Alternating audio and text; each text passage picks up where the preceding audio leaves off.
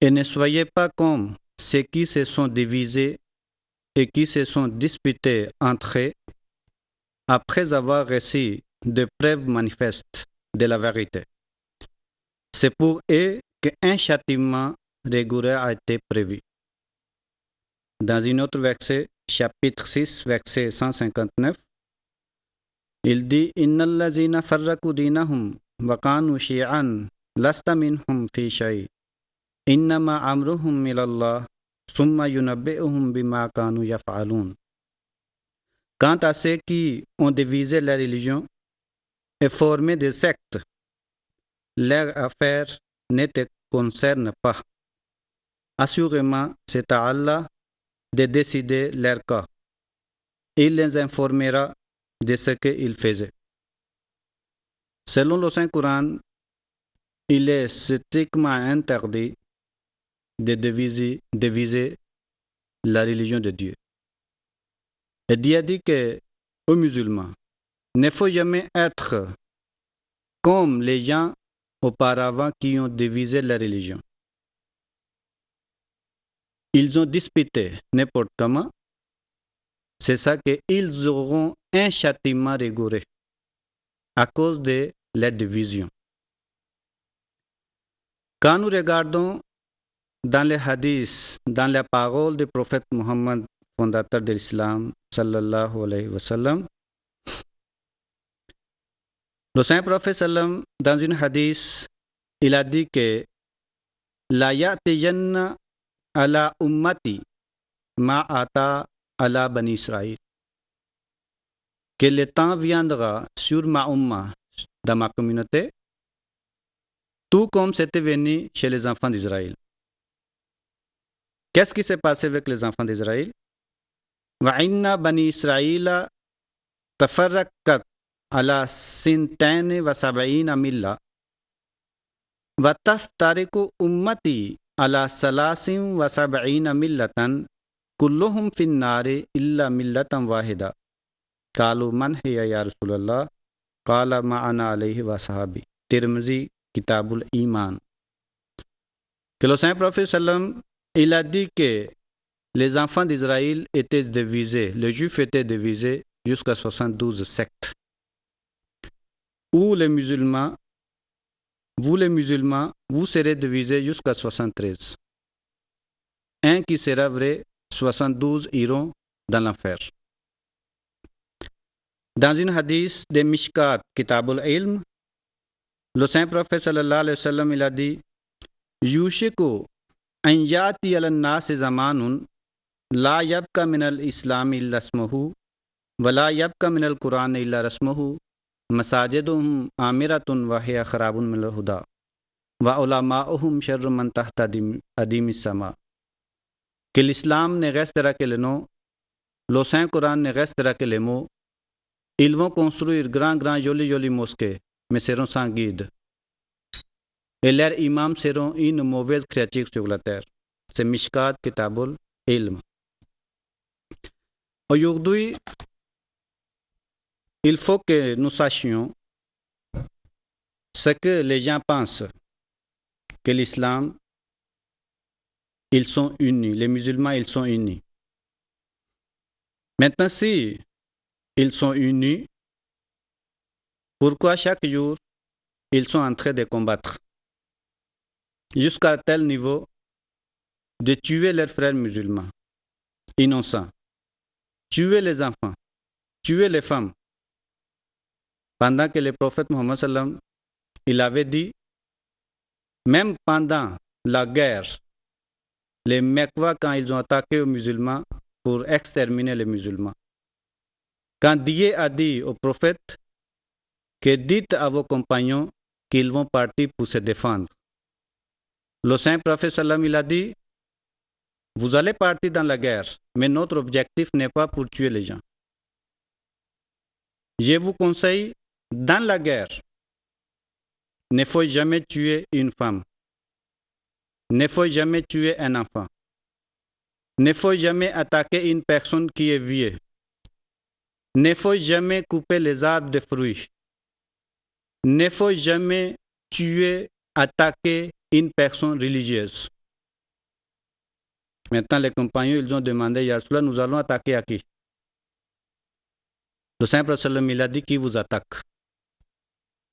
Maintenant, si devant vous, il jette son épée, vous n'avez pas le droit de continuer à l'attaquer. Il faut se retirer. Pourquoi notre objectif n'est pas de faire la guerre. Notre objectif est de défendre. Maintenant, aujourd'hui, les milliers de musulmans qui meurent, il y a les enfants aussi, les femmes aussi, les vieux aussi, religieuses aussi. Mais ils sont tous des musulmans. Pendant qu'ils ne sont pas dans la guerre. Mais aujourd'hui, ce sont les gens qui se disent musulmans qui sont en train de tuer les gens. Certainement, ce sont divisés en islam. Ils ont leur façon de voir et pratiquer l'islam. À cause de cela, ils sont en train de tuer. Quand j'étais chez moi, comme il y a plein de djihadistes chez nous, ils ne sont pas cachés.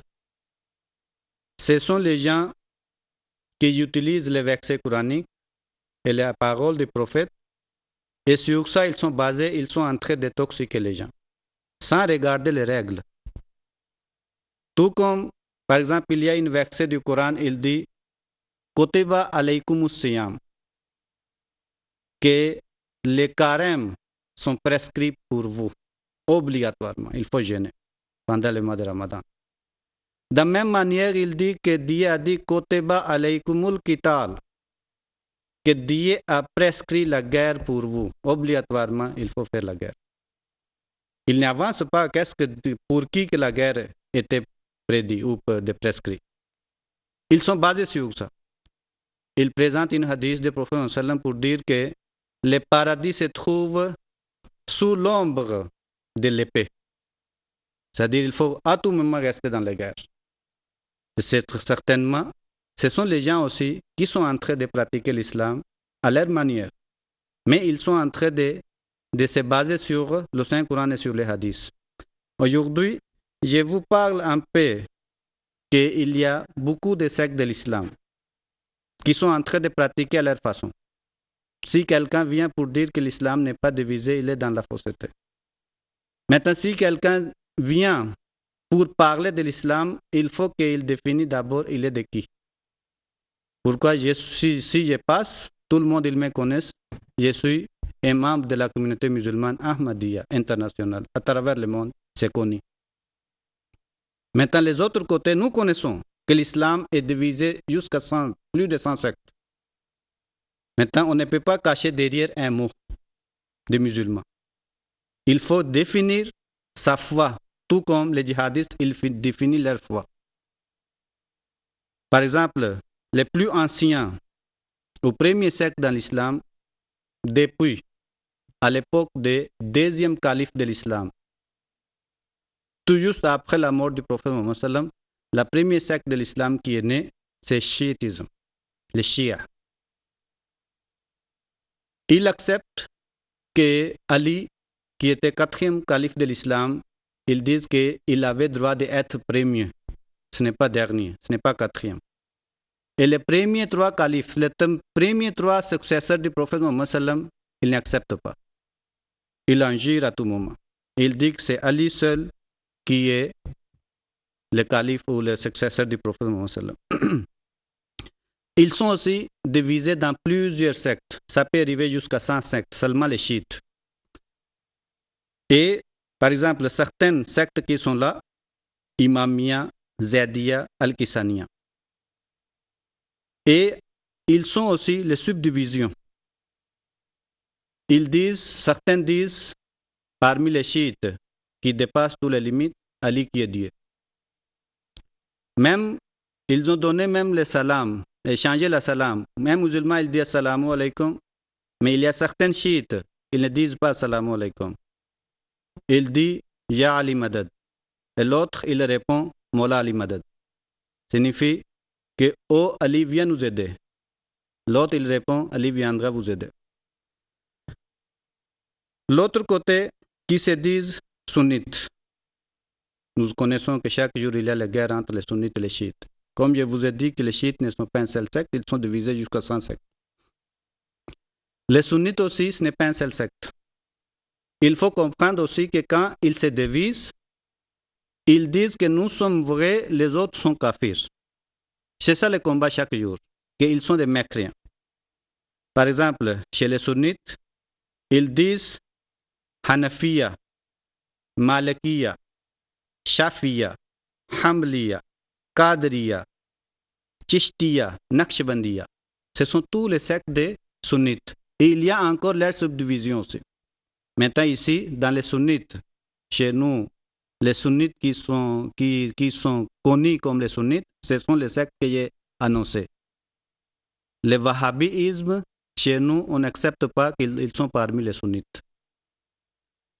Quand nous regardons envers le XVIIIe siècle, il y a beaucoup de sectes qui sont nées en islam. C'est pour qu'il enseigne un peu que les gens qui avaient abandonné et où ils commençaient à abandonner l'islam, ils les ramènent sur la droiture. C'est ça que là-bas, nous voyons, il y a certaines personnes qui sont levées. Mohammed bin Abdul Wahhab Najdi, Shah Waliullah Muhaddas Delvi, Sayyid Ahmad Brelvi, Mahdi Soudani. Et ils ont créé leur mouvement, où ce n'est pas eux qui ont créé, mais les gens qui suivaient. Ce sont eux qui ont créé. Maintenant, quand nous regardons rapidement, il y a un secte, on dit Ahlul Quran. Ahlul Quran signifie les gens qui suivent le Coran. Ils disent qu'ils n'acceptent pas la parole du prophète sallam, les hadiths. Pourquoi? Et les hadiths n'étaient pas révélés comme le Coran était révélé. Les hadiths, les paroles du prophète sallam, ils disent que ce n'est pas même temps qui était écrit. C'est après 2 siècles du prophète sallam qu'ils avaient commencé à écrire. Il dit comme c'est après 2 siècles qu'ils ont commencé à écrire, on n'a pas confiance à eux. C'est ça qu'on dit Ahlul Quran et ils suivent seulement le Coran. Comme les musulmans, ils prient 5 fois par jour, c'est comme c'est cité dans les hadiths, il dit que non, il n'y a pas la prière 5 fois par jour. Et ils disent qu'il n'y a pas les jeûnes, les carêmes, qu'on reste depuis matin jusqu'à soir en famine. Ça n'existe pas. Ils disent que le vrai carême, qu'il faut baisser vos yeux, il faut purifier votre cœur, ce n'est pas que vous restez en famine toute la journée. Il y a un autre groupe qu'on dit Ahlul Hadith ou Wahhabi. Chez nous, au Pakistan, Inde, Bangladesh, on leur dit Ahl Hadith. Ils n'acceptent pas qu'on leur dise Wahhabi. Mais c'est une partie du wahhabisme. Maintenant, il y a une autre secte qui est sortie du wahhabisme, mais ils sont toujours pratiquants du wahhabisme, c'est-à-dire ils sont basés sur les hadiths, c'est, on dit salafistes. Leurs signes, souvent, ce sont les gens qui pratiquent l'islam littéralement. Tout comme le prophète il a dit, on n'a pas besoin de connaître qu'est-ce qu'il voulait dire par cela. Il faut qu'il pratique comme ça. Et souvent, vous allez remarquer, comme le prophète sallam, il avait demandé à ses compagnons qu'il faut trancher votre moustache et laisser la barbe. C'est ça que ce sont les gens qui effacent leur moustache totalement et laissent la barbe. Il faut soulever les pantalons, couper les pantalons en bas. C'est leur signe. Maintenant, leur conception qu'il faut établir la charia. Maintenant, vous ne pouvez pas pratiquer la charia tant que tu n'as pas le pouvoir. À ce moment-là, dans leur conception, il faut attaquer le pouvoir qui est sur place. Quand le moment que vous aurez le pouvoir, à ce moment-là, vous pouvez pratiquer la charia. Maintenant, c'est ça que nous voyons parfois. Il y a les terroristes qui sont en train d'attaquer au Mali, par-ci, par-là, dans les pays islamiques. C'est pour qu'ils puissent arracher les pouvoirs qui sont sur place afin qu'ils puissent mettre la charia. La charia, c'est quoi? Couper les mains et tuer les gens.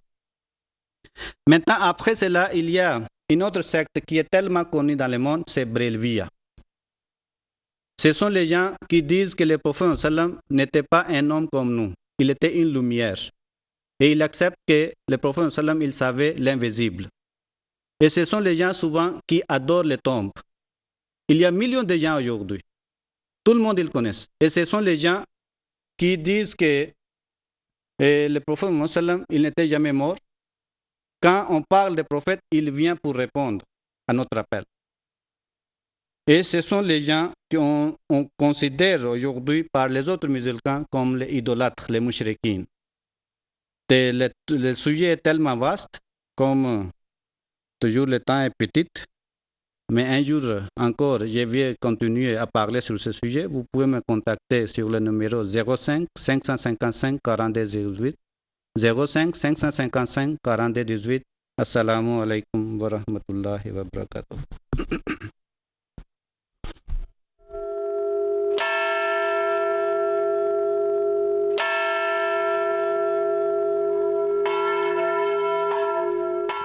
Voilà, ça